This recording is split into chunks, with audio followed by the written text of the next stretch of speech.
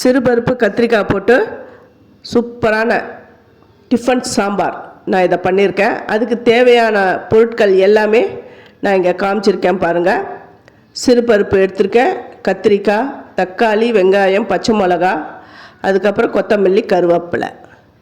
இப்போ சிறுபருப்பை நல்லா வாஷ் பண்ணிவிட்டு அது குக்கரில் சேர்த்துருக்கேன். அது மூழ்கிற அளவுக்கு தண்ணி விட்டுட்டு மஞ்சள் பொடி அப்புறம் பெருங்காயம் அதை சேர்க்கணும். அதுக்கப்புறம் நம்ம அந்த காய்கறிகள்லாம் இருக்குது இல்லையா, நான் இப்போ காமிச்ச காய்கறி எல்லாத்தையும் நான் கட் பண்ணிவிட்டு வெங்காயம், தக்காளி, பச்சை மிளகா, அதுக்கப்புறமா கத்திரிக்காவை நல்லா சின்ன சின்ன துண்டங்களாக நான் வெட்டியிருக்கேன். அதையும் நான் இதில் சேர்த்துடுறேன். கத்திரிக்காவை வெட்டும்பொழுது இந்த அரிசி கழுவுன தண்ணியில் கட் பண்ணி போடுங்க, அப்போ தான் சீக்கிரமாக அது கருக்காது.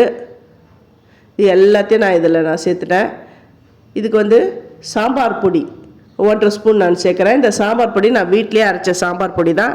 ஆல்ரெடி இந்த சாம்பார் பொடி எப்படி பண்ணணும் அப்படின்றத நான் என்னுடைய சேனலில் நான் போட்டிருக்கேன், நீங்கள் போய் பாருங்கள்.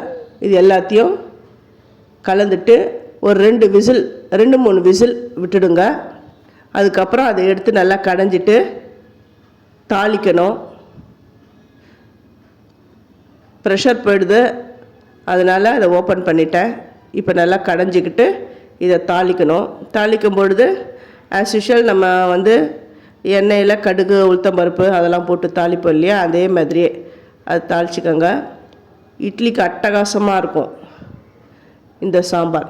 இதே நீங்கள் சாதத்துக்கு வேணும்னா புளியை கரைச்சி விட்டு கொதிக்க வச்சிங்கன்னா அது சாதத்துக்கான சாம்பாராக ஆகிடும். இது பூண்டு தட்டி போட்டிருக்கிறேன்.